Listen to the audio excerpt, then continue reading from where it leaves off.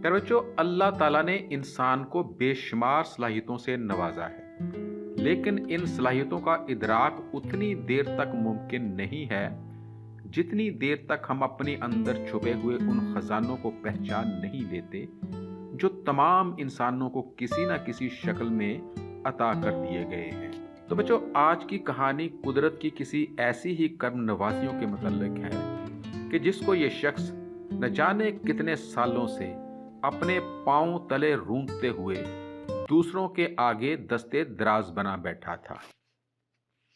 ए भाई बात सुनो भाई। ए भाई अल्लाह के नाम पर दे दो ना भाई। भाई बात सुनो, अल्लाह के नाम पर बाबा।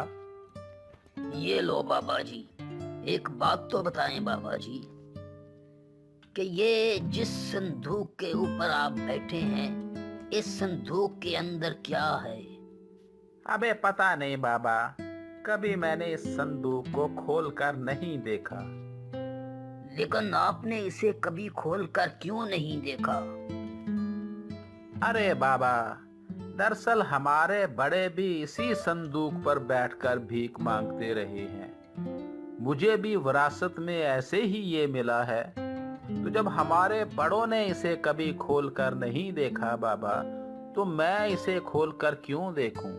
हमारे बड़ों ने ये कहा है कि ये संदूक पर बैठकर सिर्फ भीख मांगने के लिए है। अगर इसे खोला जाएगा तो हमारी भीख मांगने की सारी बरकत खत्म हो जाएगी। लेकिन बाबा जी, अगर आपके बड़ों ने कभी इसे खोल कर नहीं देखा तो कम से कम आप तो इसे खोल कर देखें। देखो तो सही कि आखिर इसके अंदर क्या है। अरे ना बच्चा, ये तो बेअदबी हो जाएगी। इस संदूक को खोलना इसकी बेअदबी करने के मुतरादिफ है बाबा।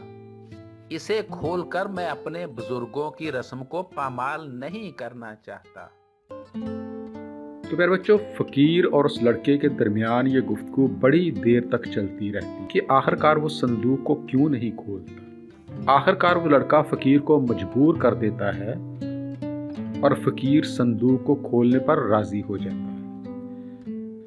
जैसे ही वो संदूक खुलता है तो दोनों बहुत हैरान हो जाते हैं, क्योंकि वो संदूक हीरों और जवाहरात से भरा पड़ा था।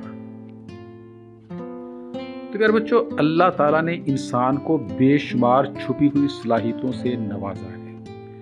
जितनी देर तक इंसान अपने मन के छुपे खजानों के संदूक को नहीं खोलता, उतनी देर तक ये दूसरों के आगे दस्ते दराज किए दूसरों के खजानों से भीख मांगता रहेगा।